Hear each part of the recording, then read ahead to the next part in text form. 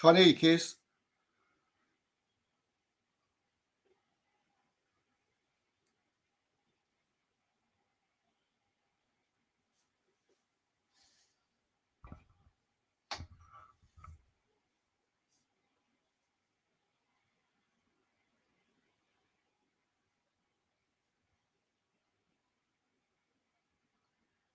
Hello?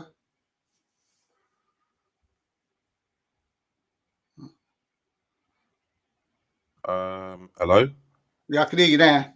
Oh, what the hell was going on there? What? All right, let's start again.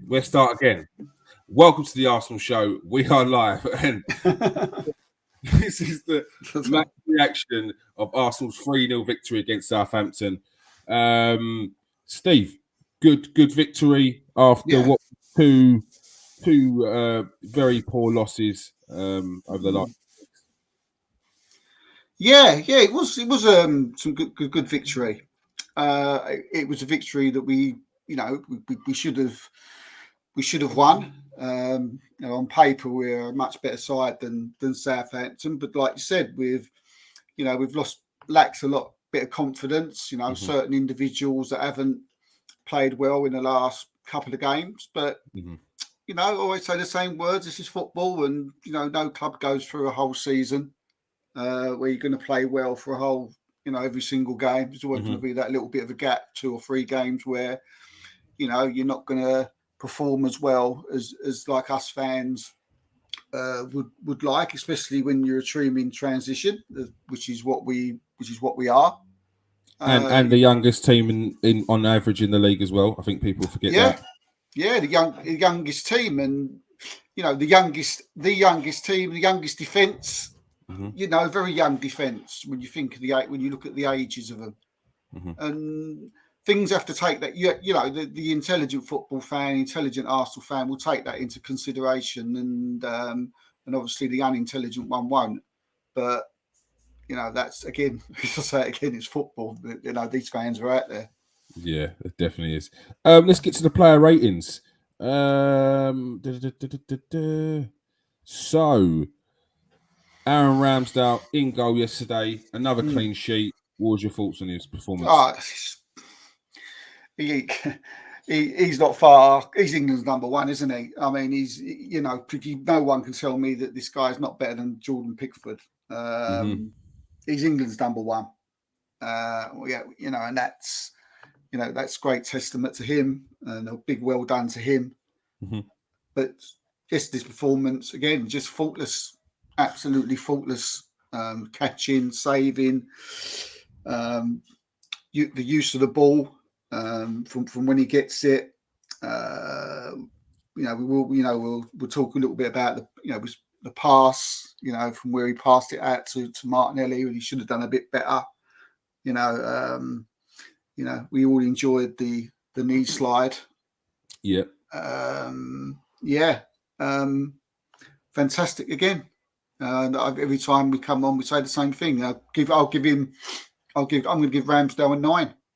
All right, Ramsdale gets a 9 there. Tomiyasu, another good game. I thought he played well. I like him because he's a defender, and I think he could be arguably one of the best defender we've got at the club. I mean, he's very strong. He's well built. He can get down that line. He can cause problems. He can get crosses in. He's got great quality when he's on the ball. He's confident on the ball as well in defensive positions. From we all see the first goal. He was the one that sort of was put into a little bit of trouble and then played the ball that really got us out of the trouble, that pushed it up to the field, and we went on eventually to go and score the goal. Again, we could say it's against Southampton, but you got to in the Premiership, you got to beat the team and play well with whoever's in front of you. So, I'm going to say an 8. All right, Tomiyasu gets an 8.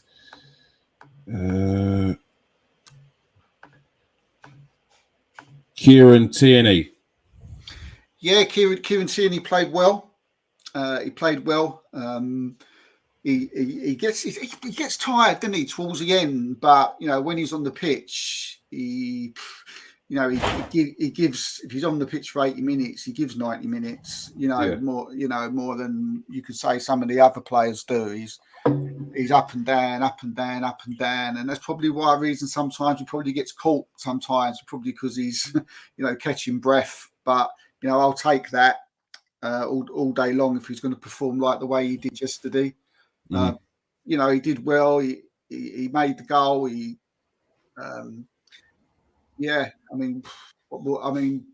Did he play? Was he a Tommy? I probably wouldn't say he's just. I'll probably give him a 7. Oh. Yeah. All right, Kieran Tierney was 7. Getting back the momentum in his game again. Gabriel. Yeah, he was a bit. He was a bit early on. He looked a bit, shaky in parts. He was, some couple of tackles he put in, which was a bit loose, which looked like a bit of frustration because, unlike with Gabriel the last couple of performances, he probably ain't been like the Gabriel that we've known since he came to the club.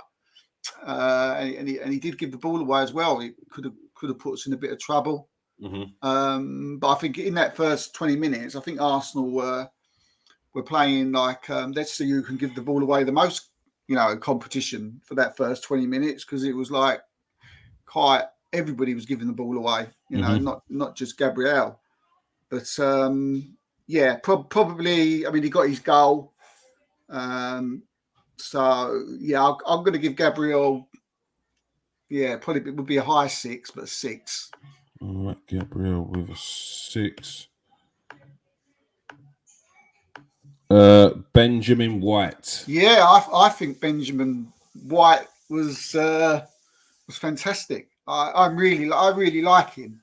I know he ain't every Arsenal fan's cup of tea. I've seen a few things said about him and I'm not being sure, but I'm 100% sure this kid. I really like him.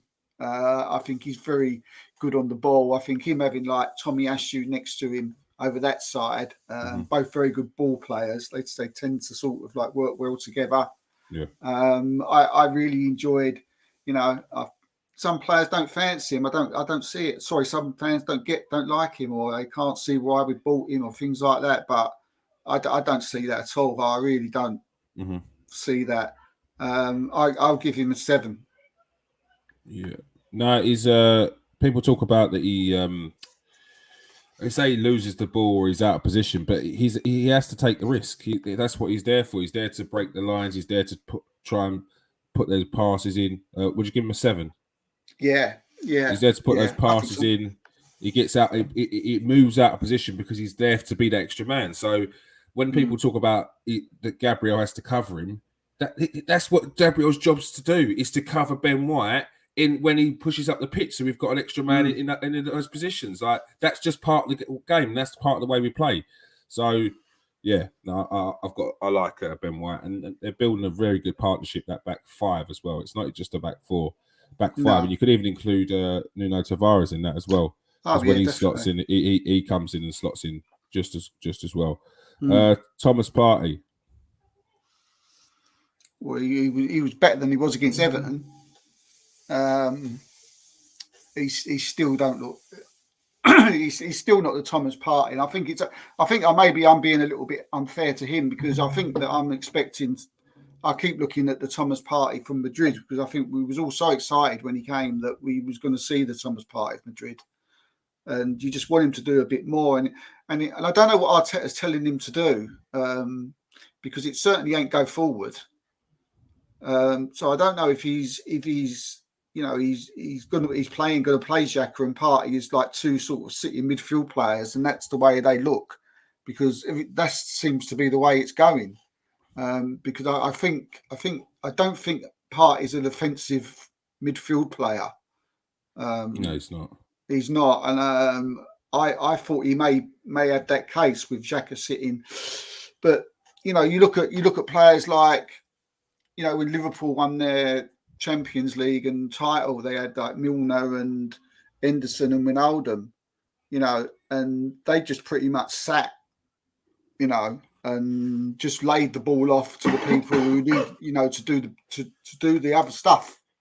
They either laid it off to sort of the right or the left back, or they pushed it forward to to one of the forward players, offensive players, to go and do their stuff.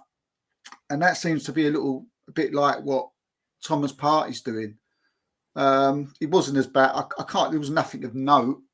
Again, he did give the ball away a couple of times. That seems to be what you say with Thomas Partey. He does a few good things. He'll make a good run through the midfield. He'll do a good couple of balls, and then in the next 5 minutes, he'll give like a one away, or he get caught. I'm worried about. We spoke about it before about his pace. He didn't have to get caught on the ball a lot. He really does.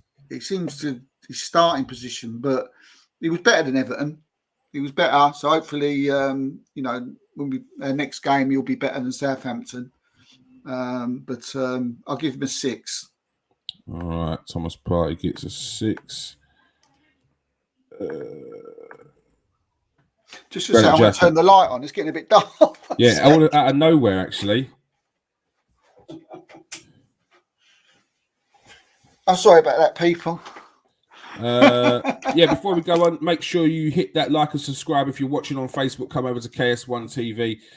Jump in the comment section. Let us know what you've got to say or what you think about the players' ratings.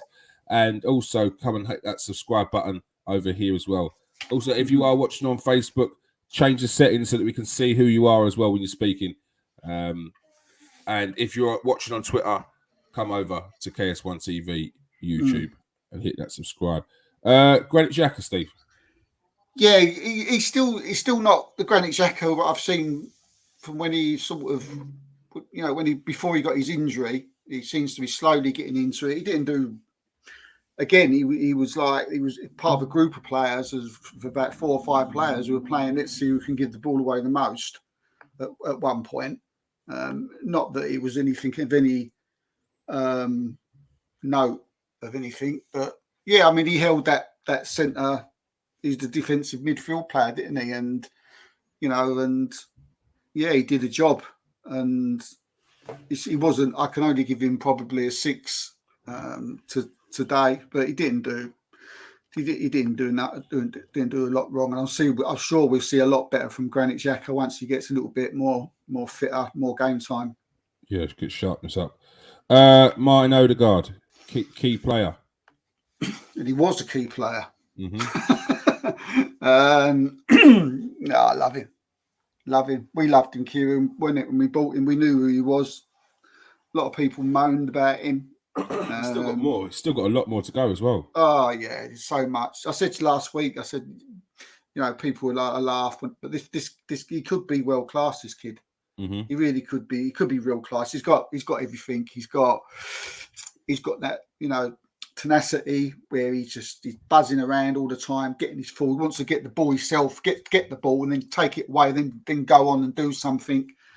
He's always calling for the ball. When he gets the ball, I'm not comparing him to Dennis Bergkamp, but he's one of these players who knows what he's going to do with the ball before he gets it. There was a ball that was played. I'm sure you remember it. The ball was played in, so we done a little back heel. Yeah, that was lovely. That was lovely. But he knew he was doing. He knew what he was doing. He knew where the player was. He's got his back to the play, so he knows where they are. And I love that. And obviously, he's even showing things like he can get into the box and score with his head. Yeah, again, another. About 4 or 5 games on the trot now. This is Martin Odegaard, and I did see a tweet, and I'm going to repeat the tweet that I see. Because I think it's 100% true. I think people who sort of giving Odegaard a bit of stick, I think you owe him a very, very big apology, because this kid's got something special, and we're all Arsenal fans, and we should be supporting all players. And he's a young boy with incredible talent. So yeah, I think people who give him a little bit of a few words and didn't think he was good at he is, and for some reason wanted James Maddison, I think you owe him a big apology. But for me, he gets a 9. All right, Odegaard gets a 9.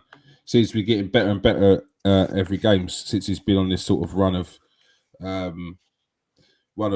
matches in the starting lineup. He's looking good, Odegaard. Very, very good. Gabriel Martinelli. Yeah, he played well. He without sort of really sort of doing, getting shots in or he was really, he looked dangerous. You know when a player's on it. When when they're getting the ball. Sometimes you just need them to sort of, when they're on that ball, when they're moving with it, you can tell whether they're going to be on it for that day or not. And from early on, I knew he was going to be on it, and he caused problems, for the Southampton defence or all day long. And I thought he was excellent. And again, we said that we should keep players like him in the team when they have a good game or they score a good goal. And he's going on and on and on. He's doing well. So yeah, I'd give him a 7. All right, Martinelli gets a 7.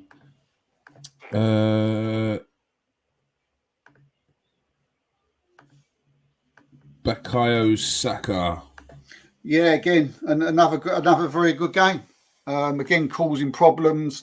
Could have had a couple of goals. Again, another. He does it with all types of defenders, whether it's Southampton, Manchester United. Whether he's playing for the national side, he is a nightmare. He is. He is, isn't he? And he's just so confident. Yeah, he was excellent yesterday.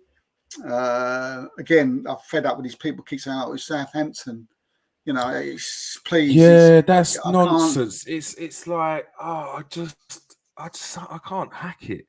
Why do you even bother supporting Arsenal if every single game you're going to turn around and the top 6, yeah, the top six, which means there's 14 other teams that you're going to have to play, which are just those teams. So what? You can't enjoy a win. Arsenal won 3-0 yesterday off the back of 2 horrible performances. Man United wasn't that bad, but it wasn't good enough. Not good enough.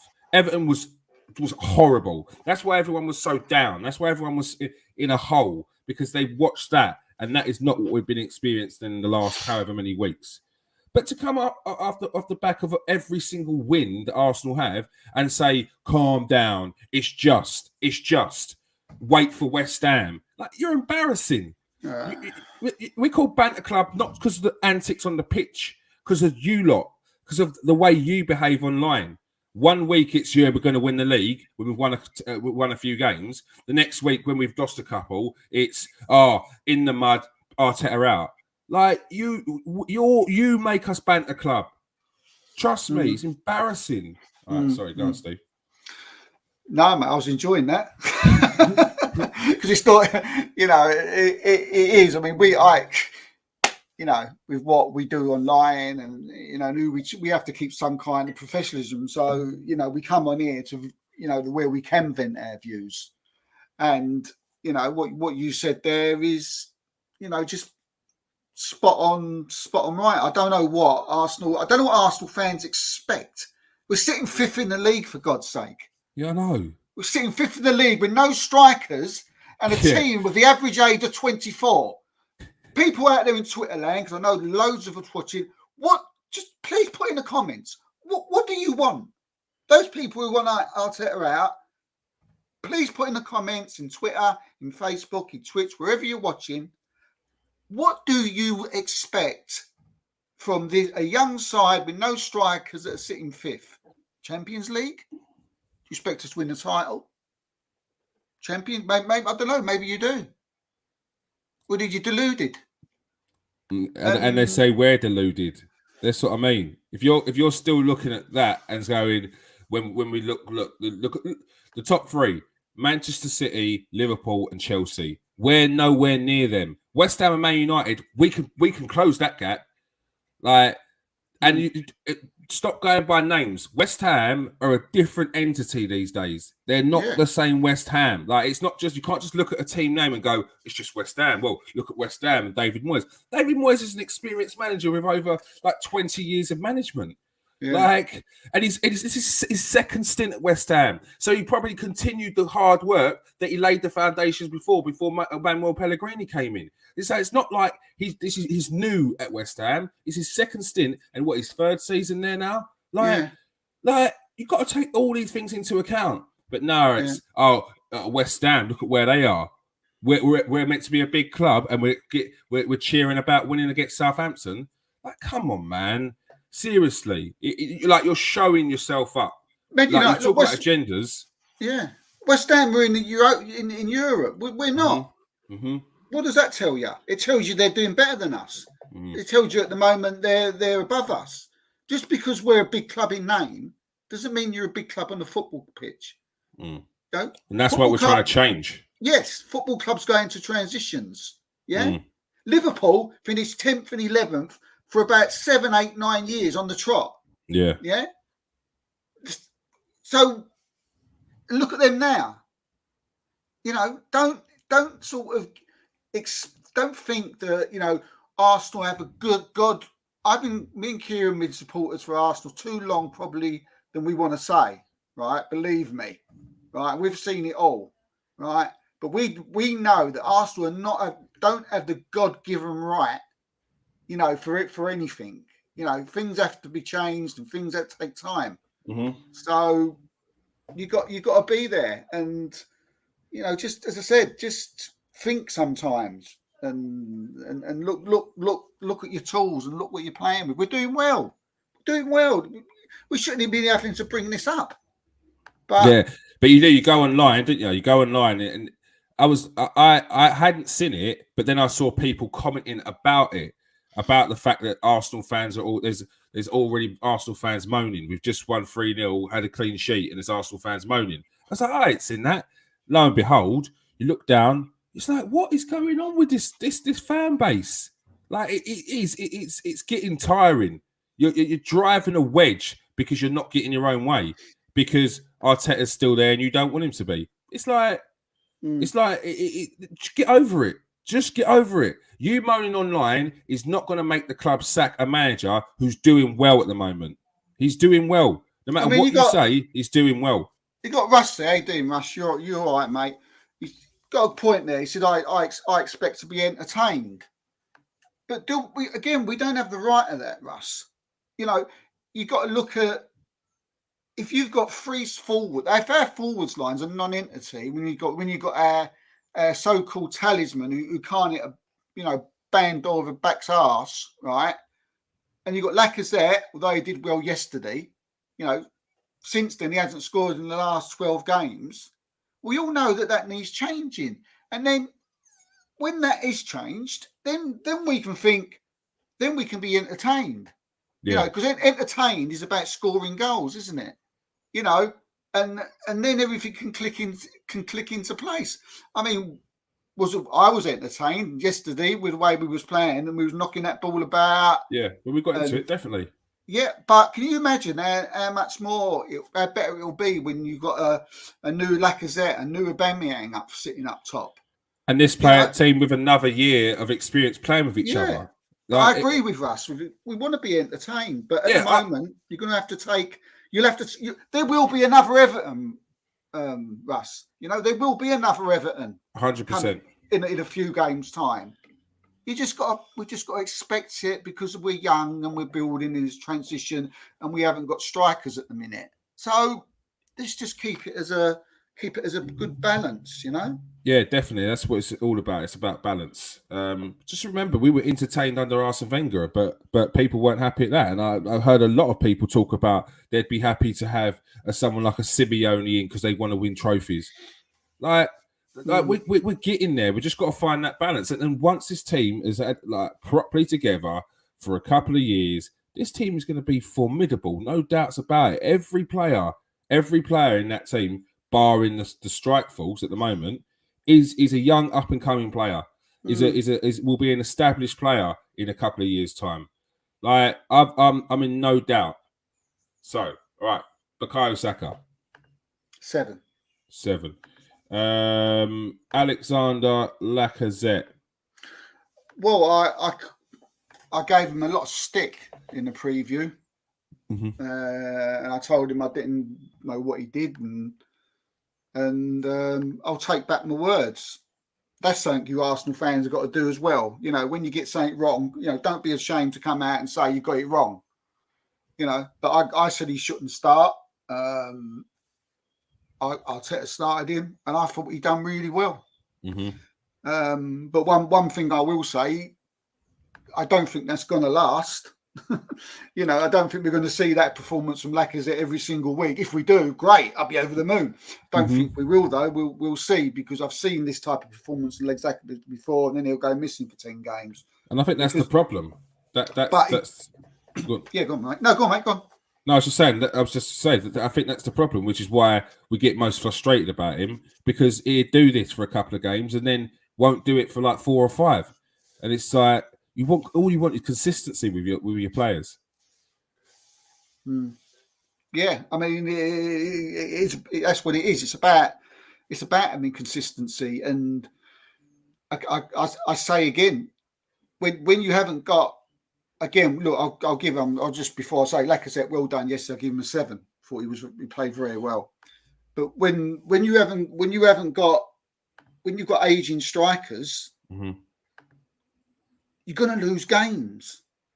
I don't know where people think if you've got no strikers who we've said it how many times, we can't keep relying on our Odegaard, Smith-Rowe, and Zakas to pop up. Yeah, they will pop up with goals. Yeah, because they're quality, right? But we need 25, 30 goals off our strikers, yeah? Like every top club does, yeah? So if we go to Everton and we get beat, am I surprised? No, I'm not surprised. I'm not surprised because I expect it, because I know I know this is what happens. I know this is what happens. I've not just seen it with Arsenal. I've seen it with other teams. When they've had the odd good game, and then, they'll and then they'll get hammered the next week. And everybody going, oh, why haven't they hammered? But to me, some things are obvious. And Arsenal's reason why, they'll get beat by an Everton again. They will. They'll come up against someone later in the season and we'll get beat. And will I be upset? Right? If we bought 2 top strikers in January, I will be. But if we've still got Aubameyang and Lacazette up front with a few young kids, no, I won't. Because that's what happens when you're learning. And as I say, people got to understand that. It's not all about...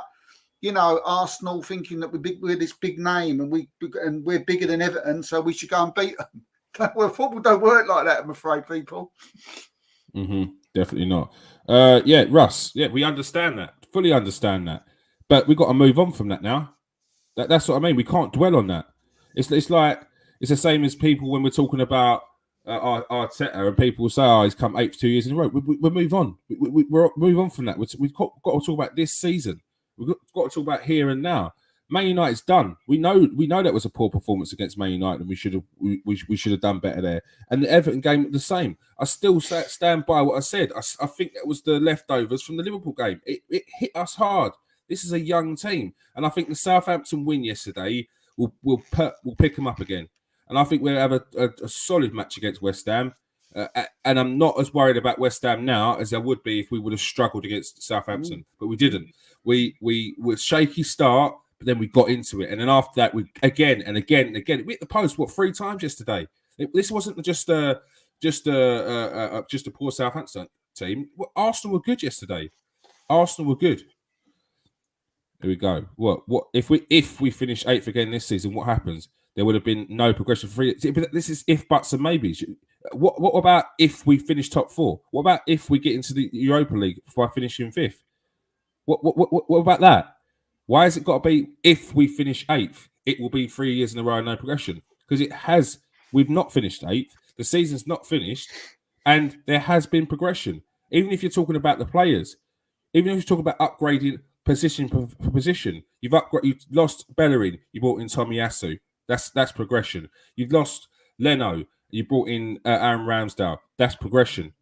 Like, these are all that's progression of individual players. Smith-Rowe, Saka, they're getting better and better every game. Odegaard's getting better and better. That's progression. There's still progression. Even if we finish 8th, I said, that's not good enough, and the manager would have to go. Yeah, if you got in a new manager, that this team has still progressed because of the players you brought in. all right? Because the club is progressing. That's what it's about. That's what it's about. And we are progressing. You cannot say we're not progressing. We are. Even the way we're playing football, we're progressing. Like it's getting better. It's getting better. Everyone, in my opinion, it is. I'm not But saying even you could be say saying, 8, you take in 8 teams. You look at Man City, you look at Liverpool, you look at Chelsea, you look at West Ham, and then you've got Arsenal, and then you've got Tottenham, and then you've got Man U. That's 7. Every one of them, Leicester. and Leicester, right? Every one of them teams is probably saying at this moment in time, we'd do Arsenal. Yeah, We're better than them. yeah. This pod and on another channel, be going, what? If I'm playing Arsenal, if we don't beat them, that's how they're speaking. Yeah, and to be honest with you, those they've probably got a point. They have got a point because we've not been good. And that's not just last year, year before. We've been easy to beat for years. Like we have been easy to beat. That's why it used to be we pretty much won the game before we got out on the pitch. Because teams would roll over. They wouldn't want to. Yeah. They wouldn't want to come up. They wouldn't want to break out defense. They wouldn't want to attack us because they know they'd get hit. The pace of our counter attacks, our slick passing, you couldn't get the ball of us, and we would win. They wouldn't even do it. Now teams come at us. They think, oh, do you know what? We're going to go at them. And if they don't think they can go at us toe for toe, they're going to kick us about. So because they know that we're going to break. The teams are not scared of us. They're not scared of us from top to bottom. Teams will want to take us on. They respect us, but they're not scared of us anymore. Now we need to get that fear factor back, and that's going to take time. I think that's changing slightly. That will change, yeah. Especially when you look at the defence of Tomiyasu, White, Gabriel, and Tierney. I mean, they ain't going to run away from a fight. But we need a striker. We need a striker that strikes fear into defenders. Right now, Aubameyang doesn't strike fear into anyone. Doesn't. No, Lacazette, he's okay. That's what they go. He's not a bad player. Watch out for him. He's not bad. But they're not. They're not scared of him. No, Martinelli's not going to frighten people, is he? At the moment, he's not going to frighten people. He's not going to scare. He's not going to scare other people yet. Probably maybe in 2-3 years' time, maybe. But yeah, we need a couple of strikers, and then I guarantee you, things will change. And I'm very, very happy with that. We may have to get, I don't know now. I think possibly we may need another midfield player. I don't, but I'll wait for that until the summer. But that's only my personal opinion. That's not nothing else, because I think the Congas seems to be coming on and on and on and on. And and we might need someone a bit more, I don't know, a bit more classy, a bit more. Yeah, I know what you mean. Of a name, and then they can sort of, and then just to meet it up a little bit, just to give it a little bit more ability, a bit more quality in the middle of the park there, because I thought Partey would bring it, and he's not bringing it. I want him to bring it. I mean, is he ever going to bring it? And that's what I keep saying to myself. If only he can bring it, if he can bring that quality in, then we'd be all right. But yeah, just keep the faith, guys. Keep the faith. We're doing all right. Keep the faith. All right, Mikel Arteta. Yeah, well, I mean, he went against what I said. I'll ring him later about that. Talking about that. And but yeah, he come up with the goods for me. He come up with the goods. He picked the right team for the day. Made a massive call with Pierre Aubameyang. Whether you feel he was right to come out with that publicly or not is, I take both people's arguments for that. I've heard both arguments, and there's elements of both I accept. But he came out well and he won the game. So 3-0, clean sheet. I thought we looked good. Yeah, was under a lot of pressure because of what happened with the Aubameyang thing. It's got to be the 9. All right, Mikel Arteta gets a.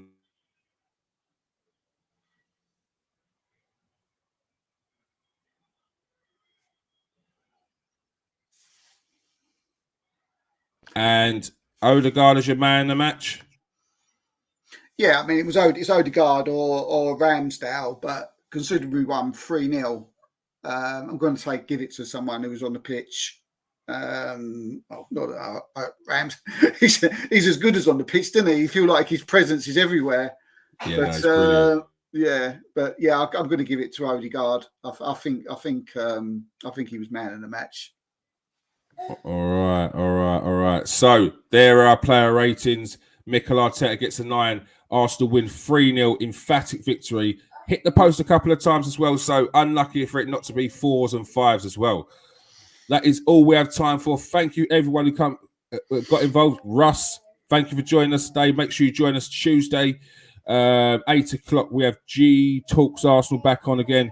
We'll be discussing, well, I don't think we can not discuss the Aubameyang situation. Captain Marvel, we'll be discussing a little bit more in this game. And yeah, anything else that pops up during that time, and I'm sure there'll be plenty more. Definitely Mikel Arteta's comments from yesterday. All right, thanks for joining us today, Steve. Yeah, cheers, mate. Thank you. And thank you for everyone else joining us. Make sure you hit that like and subscribe. Make sure you hit that notification so you know when we go live. If you're on Facebook, change the settings so we can see who is talking. Peace out, people. Stay safe and wash your hands.